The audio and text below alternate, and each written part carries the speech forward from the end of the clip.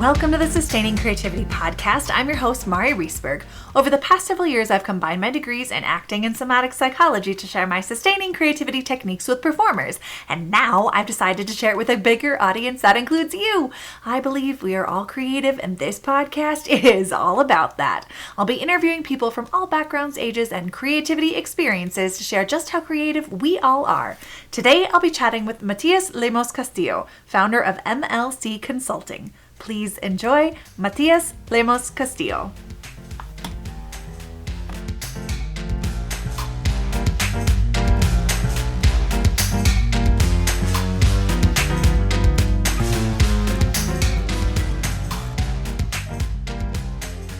Welcome to the Sustaining Creativity Podcast. Today, I'm chatting with Mathias Lemos Castillo, founder of MLC Consulting. Welcome to the podcast. Thanks, Mary, and hi to the listeners. Thanks for taking the time. I'm excited to be here. Such a cool topic, creativity. We need a lot Thank of that you. today. I am excited to chat with you today about creativity and how it shows up in your life. But why don't you let our listeners know a little bit more about who you are and what you do? Oh, definitely. I'm a transplant to California. I'll start there. I just moved to the San Francisco Bay Area. I lived in the cold state of Wisconsin. I don't know if it's colder than Denver, but it's pretty It cold. is. I'm sure it's colder Uh, than Denver. Uh, we get a lot of snow, and I lived in Madison. I had the opportunity to live in the capital for 22 years. Oh, wow. And prior to that, I was born native from Montevideo, Uruguay. So I'm excited because I'm starting this new chapter here in San Francisco, and my world is all around people. I'm very much people oriented. As the founder of MLC Consulting, which does stand for Mobilize, Listen, and Connect. To the listeners, it is my initials. One way, as we're talking about creativity, that I would get creative with my business, and really it's around, how do we center individuals, especially underheard voices and processes, whether they are governmental, for-profit, nonprofit, and how do we find creative solutions to, everyday problems we're all facing. So I've been really enjoying that and been doing it for 5 years as a solopreneur. And prior to that, I have a history of doing community engagement, diversity, equity, inclusion, banking, and all the other, fun jobs you do as you're in your upbringing. Um, and in my free time, I like to spend time with my cat. His name is Bakugo. Black cat. He might make an appearance. Well, I guess we're only doing audio, so Mary go get to see him. And I'll get to see him, Mari. I'll get to see him. Yeah, hi, absolutely. Mary. And I like to play the ukulele, so I'll keep it short and sweet. Just I a little bit love about it. me. Well, thank you for sharing all these pieces. And what a fun, exciting, creative opportunity to be stepping into this new part of the country and new phase and new experience with this. And I'm curious for you, when you think of creativity, what does it mean to you to be creative? Hmm. Right off the bat, for me, what it means to be creative is really leaning into that curiosity you spoke of, Mari. Like, you know, the ability to just be curious and try something new every day is something that really drives my day-to-day life. Like I'm constantly looking at what's something new that I can do in the world, whether it's, try a new restaurant. Right now I'm living in a whole new city, so that's a fun one. I had other wonders that I bring, but it could even be something minimal, like, what's a new pen color? I like the pl color black, but I have this whole desk full of pen colors that I try to challenge myself. Be like, don't just stick to the black. Try a different color, and what does that spark? So curiosity is really key for me. When I think about the professional realm and think around like, what are new and innovative solutions to our everyday problems, especially when we're dealing with, creativity, no, community. Hmm. Uh, and I believe a lot of times the solutions that we're looking for are already in the community. So how do we create a creative environment that can draw the solutions out and get people talking, get people connecting and listening to each other. That's, the mobilize, listen, and connect is really where I lean in because it could allow for all three of the steps in the process, how we get Yeah. together, how do we listen, and then how do we create those connections? Like, I like to say to a lot of people when I'm doing my work, I'm just a connector, building connections, building bridges, but really it's just how do we create these dots in a creative way to Mm. find these solutions that we're looking for. Yeah, absolutely. And in terms of like your own community and moving to a new place and building community, how do you go Mm. about creating community and building a community to find those new and innovative solutions? Oh, I love that question. Right now I get to be, and I love this in a way, like the fly on the wall and everywhere I go. And try to just like, what are the different things that are happening? California has something every day, and it's amazing how, there's a different either networking event or there's an event going on or even some impromptus, Mm. the other day a bunch of people gathered right across the street. There's like this empty parking lot and they're like dancing and it seemed like a flash mob. I don't know, but there were about 30 of them. So it's like, huh, all these really cool things. For me, what I've been seeing is what are the different spaces that are emerging, who's in the spaces, meeting people, farmers markets. I'm a big fan of farmers markets. I think that's the Wisconsinite in me. It's a great way to, talk to people, meet vendors, business owners, and prior to that, when I lived in Wisconsin, I'm sure the way that I was bringing a community there was really like bringing people in and Mm. getting creative and the sort of stuff that were happening.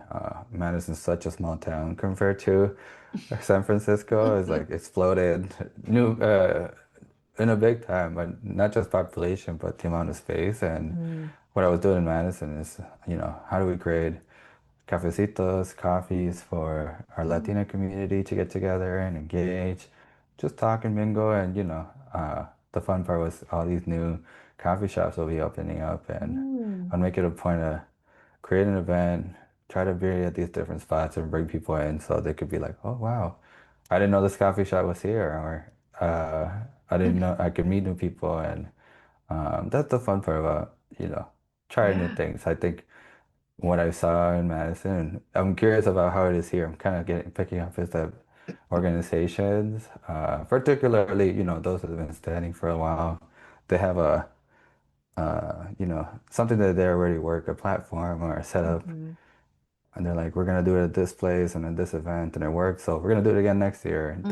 do it again, and I got to the point, Mari, where some organizations were doing it in the exact same building for about 72 years. Wow. And I'm like, so you did the exact same thing 72 times in the one spot? I think I challenge organizations to, to challenge your thinking and try how can we move around Mm. um, different places and get creative. Um, and especially, if you're a membership organization, talk to a lot of chambers myself, a lot of Mm. professional organizations, how you lean into your membership and get creative and say, oh, actually, is there a business owner that has a pretty cool space that could host all these people, and could we Mm-hmm. do our event there and intercept in that sort of way? So yeah, it's fun. That's how I've been doing it in the sense, I uh, love it. seeing where people are gathering, how are they Yeah. gathering, and where are they not gathering is really the fun part. Yeah. And to, make those connections and kind of have that, as a theater person, the balcony view. So you have that bigger Hmm. picture of you can put pieces together and make those connections. And it sounds like, you know, the Latina community, I'm I am going to go out on a limb and say it is a different experience in San Francisco than it was in Madison, with it being Oh a yeah. just a larger city in and of itself and connecting with that community in a new way in San Francisco. And I imagine the challenges that this community faces in San Francisco may have been different than the challenges they faced in Madison. What is it for you to support a a larger community or a community going through different things, different challenges, and that creative experience of that kind of new challenges that maybe you hadn't experienced elsewhere. Mhm. Love that.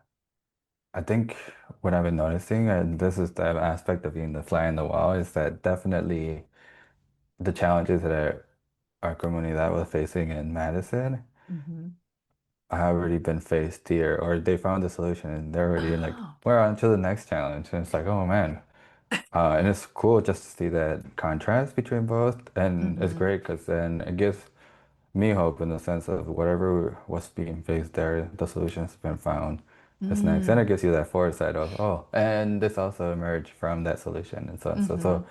right now I've really been learning and just chatting with folks that have been that I call them the trusted messenger, right? The people that have had that history, have had that connection with the individuals in their communities and be able to Hmm. tells a story of how did we get here, Mm. which is truly powerful. And that I think goes for transcends across communities, not just Hmm. with the Latina community. Yeah. Focusing here with the Latina, especially we're celebrating, Latina Heritage Month right now between September 15 and October 15, and is really excited just to highlight that because I think our community has definitely been growing, and how Hmm. does we showcase that growth and the excellence that has emerged from that, and it goes for every community too, right? Hmm.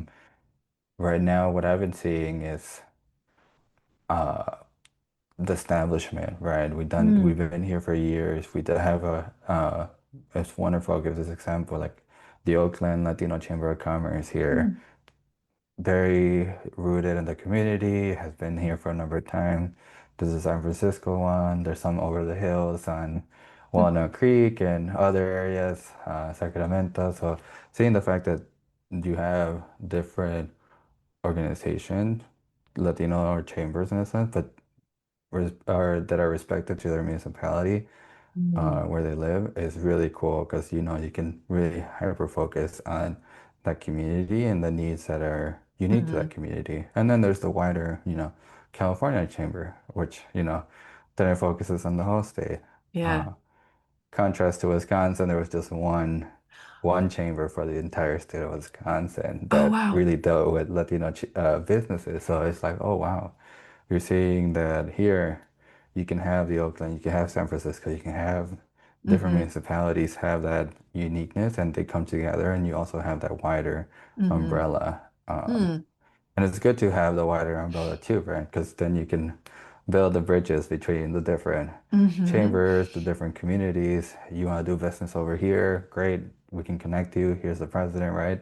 And it's Hmm. really moving at the speed of trust, but also moving at the speed of who you know, because that's really important Mm. as a business Hmm. owner. And when I look back at Wisconsin and doing that work, that intentional, like how do we outreach to businesses, Latino businesses in particular, in more rural Wisconsin, thinking, Green Bay, Eau Claire, middle, middle Wisconsin, Platteville, Hmm. you're right. What are the needs and that those communities are facing, and they're very unique. So how can we create solutions and not just the one answer, the one umbrella that covers the whole state is can there be Yeah. smaller municipalities to support them.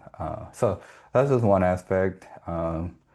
Taking a step back, looking at, broader communities, Hmm. I notice I work a lot in planning projects in Mm. Wisconsin, street design, right now I'm working on a fun project with EVs, how to adapt EVs and Mm. getting here to California, it's like, oh, that's already been done. Like EVs are part of day-to-day life. There's Yeah. charging stations on the side of the roads, right? All that infrastructure. It's like, oh wow, that investment's been made. So how do Mm. we share those teachings and the learning? So as Hmm.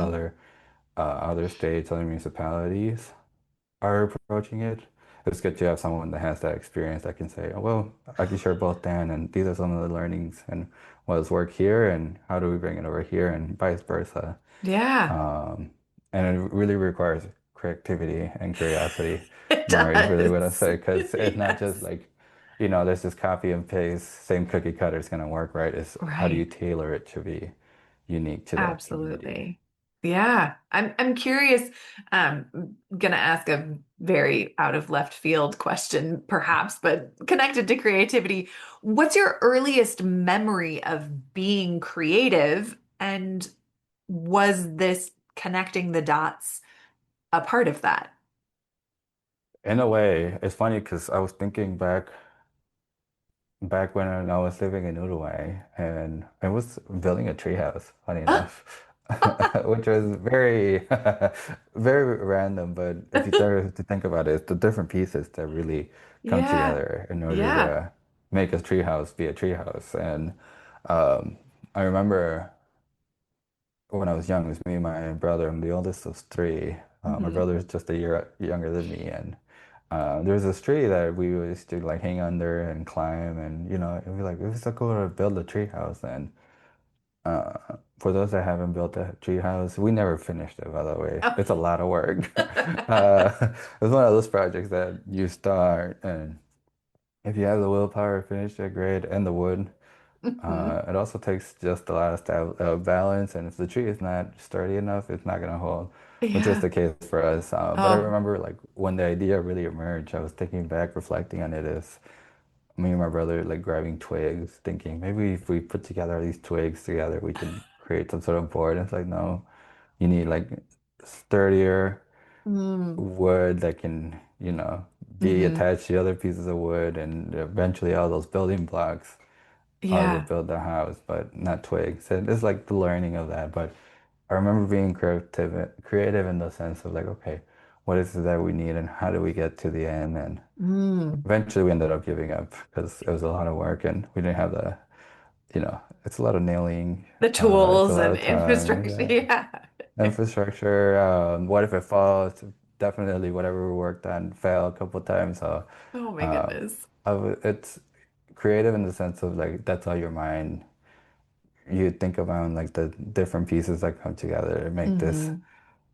come to life. And community is the same, right? It's Yeah. what are the different people, the different factors, the different, like I was saying, the venues, Hmm. individuals that you're around that can make this idea come to life. And Yeah. how do we work together towards that? The building blocks of collaboration in a sense, right? Absolutely. I mean, the collaborative experience is creative because everyone Hmm. brings their own ideas. And for, when you are working with people who don't feel creative or who are struggling to find their creativity, how would you encourage them to tap into or find their own creative voice? I like to lean into lived experiences. Mm. And I think that's really key in a sense, because then you can kind of look back into something that you yourself personally have experienced and can share Hmm. into the group. And that could be, and that's very different for everybody right there off the bat, right? How we all experience the world is very different, and it's Hmm. great. I think my role as a facilitator too is to be able to create that space, that environment for people to be able to Yeah. share that or bring it to life from the Mm. setting that we are in. It doesn't always have to be in a storytelling sense, Hmm. right, Mari? I love the storytelling, right? I'm always down for a good story. What I've been doing lately, and this is part of me being creative, was like just leaving pieces of paper in front of Oh, people and allowing them to either draw or, markers, crayons, be able to like yeah. get creative, draw a picture that helps you kind of tell that story, or flashcards where you can just write it down, leave it behind, and then you can Mm. read it. So being creative in the way that allows for people to express, so not always orally, because some people are very much, I need a pen and paper and I can get Hmm. everything done, or maybe I'm just hearing or a piece of music that reminds Mm. people. So allowing for the other senses to be part of the conversation, not just that verbal Mm. piece. I love that. I love the reminder we have more than just words to Hmm. communicate and to be able. Do you feel like that is more, I'm trying to think of how to say this. Um, in the Latina culture, that is more you use more senses than Western American culture. Huh. I wouldn't say I didn't think about it that way. Definitely, I think what it draw for me was mostly, just my experiences growing Yeah. up, and you play. Why is it that you're only allowed to play with like Play-Doh or pom-pom balls when you're in elementary school? I think as adults, we Yeah. benefit from all that, and sometimes. I even like use Play-Doh in my activities. Like we're gonna play with Play-Doh so we can get that Mm, touch senses going, yeah. get that creativity through something different than, in front of a computer, or for some folks they're very like writing heavy. I think we're mostly now in the age of we're in front of the computer, but how do we do something with our hands that doesn't require us to be perfect, right? We can lean Mm, into the imperfections and it's okay, right? I hmm think as a facilitator, you're doing your job well if you can create that space where you can put the imperfections aside and allow for, hmm be here, being present, share the camaraderie, and yeah, I think a lot about elementary school and what were the tools that folks got us to learn things, math, science, right? And we should how do we reuse that as adults? Because we're still kind of, Mm. I'm still a kid, just older now, is really what I say. I And love it. I think for a lot of people, it's the same case, right? And Yeah. some people, it's funny, Mari, in the conversations I've had lately, when I bring Play-Doh, for example, or Yeah. I use like gears, little gears Oh. that you can like Hmm make things out of, construct things. They're like, I haven't played with any of this in years. I can't even remember the last time. And that also tells a lot about the time, right? Like, it's really important to also lean back into a time where these things that we did were Yeah. they were for school and they brought that joy, but also as adults, you can do that. And I can see more and more the, millennials, Gen Z alphas leaning into that, but also older hmm adults where they're leaning into the more creative, like I'm coloring in a coloring book, for example, and hmm in a way, that's creativity, right? And like you're just allowing your mind to Absolutely. lean into that imperfection, lean into just being and enjoying the fact that you're putting color into a book, Hmm which is a lot of fun. And for the listeners, if you haven't done that, I encourage you. It Yeah. brings wonders to your mind. I love that invitation and reminder that play can really spark creativity and how we think and how we see things in new ways. So what a gift to be Mhm. able to give people in a meeting or a workshop or something to tap into that other layer of creative experience. hmm And it allows for a different way to have a conversation, right? I'm Yes. assuming a lot of these adults too are coming in from hours and hours of sitting in probably in front of the Zoom screen or having meetings with people. Yeah. How do I get them to talk without doing this extra thing, right? Because it's outside of work and it is part hmm of life and community. And how do we structure and build that community together? And sometimes we're worn out. So how do we do it in a way that allows for people to lean in and be present and not feel like, Mm. oh, okay, I still have $50 things in my to-do list. Yes, Mhm. and be here in the moment. It's really what I'm asking. And how do we do that? I think as a facilitator, the due diligence of my part is finding that creative process in which we can get that feedback, not Mm. feel like we're extracting from people and that they feel like their voice are actually being heard. And look, you got hmm a cool drawing out of it while you were at it. Yeah, I love it. How do you, in your own life, facilitate this for yourself, being here in the moment, not being distracted by the, 50 other things that may be going on? What are the Uh, ways that you stay present? That's a good one. There's so much going on in the world today. So it's like, man, the phone detox is a big one. But when you Mm. can't put your phone away, for me, it's the ukulele and Mm. my cat. I think just playing an instrument. For folks, I think back, I grew up playing multiple instruments in my life. Yeah. It was in high school that I learned guitar. So I kind of stuck to the guitar from there. And during one of my engagements and was Baroqua, Wisconsin. Funny enough, I met this guitarist. Well, actually, he more owned a shop. He played the guitar, but he made handmade.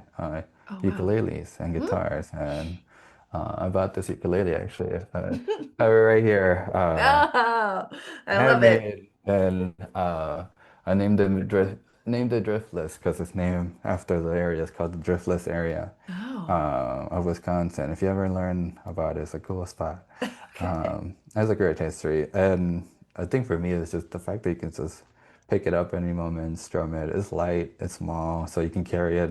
Hmm. Unlike the guitar, which it's a little bit bigger, it's nice to have, and that's how I keep myself kind of entertained. Where Mm. instead of spending 30 minutes doom scrolling, like I feel like a lot of us are doing nowadays. Like, okay, Yeah. could I spend 30 minutes doing something else that might actually bring a little bit more joy and invest in me? That's been one of them. Mm. Reading, and then my cat. I mean, he's turning 6 in a couple of weeks, and he's been my life companion in the sense that I like to train him and he knows tricks. He feels more like a Oh, dog than a yeah. cat, right? Like Fun. if I tell him to touch, he'll touch or like sit or you know give me your paw. So it's funny because a lot of people think cats don't have that trainability. It's like actually they do, Mm. and they're pretty interesting. Very loyal and feisty creatures, I would say. Absolutely. Well, Do you have any pets? I Oh, love that. I love the pieces of how you get to stay present and connected to your creativity. And this has been such a wonderful conversation. I have one last question. let's see. What does it feel like in your body to be creative? Ooh. I think that that feeling of awe is definitely when it comes to mind for me, in the sense of like, allowing myself to just lean in and what comes out of it, even if it's imperfect. Um, Me and my friends do a lot of paint nights.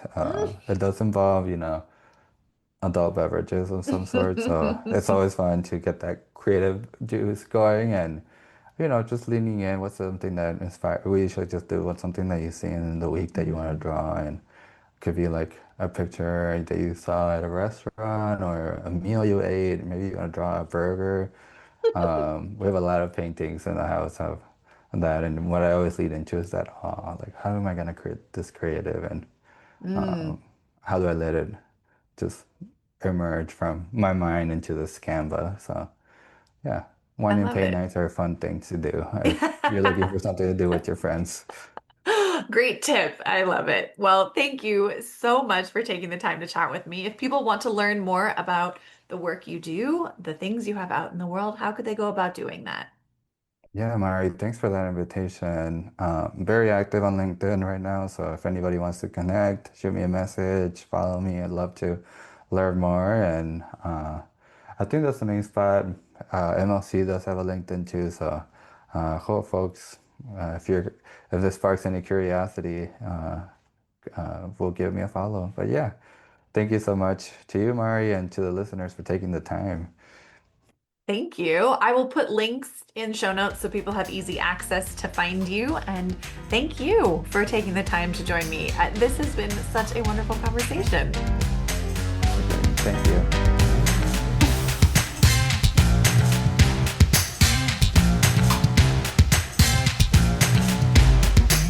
Thanks for listening to the Sustaining Creativity Podcast. We'd love to keep in touch, so follow us on Facebook and Instagram. We are at Sustaining Creativity.